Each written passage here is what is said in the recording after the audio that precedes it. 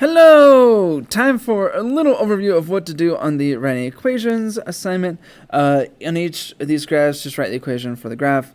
That's all it is.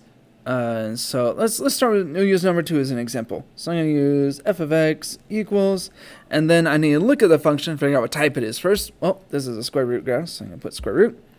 And I had to figure out how it's been transformed. Well, it looks like instead of going up like it normally does, it goes down. So that lets me know I need to put a negative out front.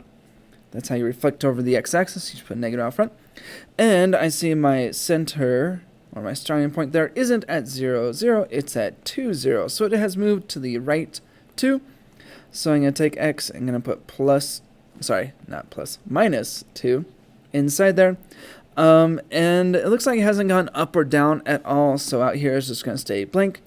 And I'm done. That's it. Oh, we need to check our slopes here. Looks like it's the normal 1 and then 3.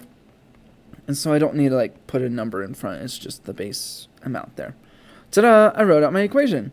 So yeah, you got some square root ones, you got cube root ones, you got some piecewise ones, you got absolute value, and you got parabolas there.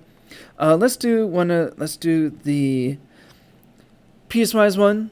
As a reminder of how piecewise works, you're going to do f of x equals, and then we're going to do our little bracket thingy. This does have 3 sections, so I'm going to have 3 lines of my function. Let's figure out what each section is, and I like to work left to right on these. My first one here is a linear function. It's just a line here at a height of 1, so that means just the function's 1. The slope 0, so it's like 0x plus 1. You just need the 1 part. And then in the middle here, I have absolute value. So I'm going to put absolute value. And it looks like my vertex has just been moved down 3. So I got minus 3. And then my x there. And it's opening normally. The slope's just 1 here. So I don't need to put a number in front. So it's just going to be absolute value of x minus 3. And then I got my last part here. Oh, this one is linear. And it does have a slope of negative 1. It goes down 1, right 1. As you go to the right. So I got a negative x there. But I do need to find out what its y-intercept is, because this just keeps going up and up and up and up. Well, at here, this is at 2, 8. This is going to be at 1, 9. And this is going to be at 0, 10. And so yeah, sometimes you work backwards, you just keep counting up until you get there. So its y-intercept is 10, so I'm going to put plus 10. So there we go, we got the basic functions here, and now we need to put when they show up.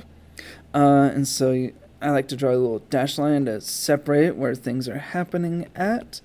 Oh, interesting. There's a gap here between these two. Okay, so let's just work left to right again. This first one is 1 until you reach this x value, which is at negative 2. And since it's open, I'm going to just put x less than negative 2. And then my next section, it does go between negative 2 and 4. So I'm going to put negative 2, and then got my x in the middle, and 4. I need to figure out if either of these is equal to. This one's open, so it just stays like that. This one is filled in, so I'm going to put or equal to on the 4. And since there's nothing here in the middle, I'm not going to be using 4 on my next one.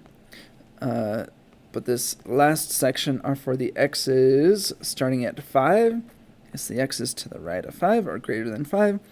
And this is an open circle, so I'm going to just leave this open and not put it as equal to. And now I have my piecewise function. So there's a lot of small pieces to look at when doing piecewise, filled in or not, what are the gaps in the x's and all that stuff. But there you go.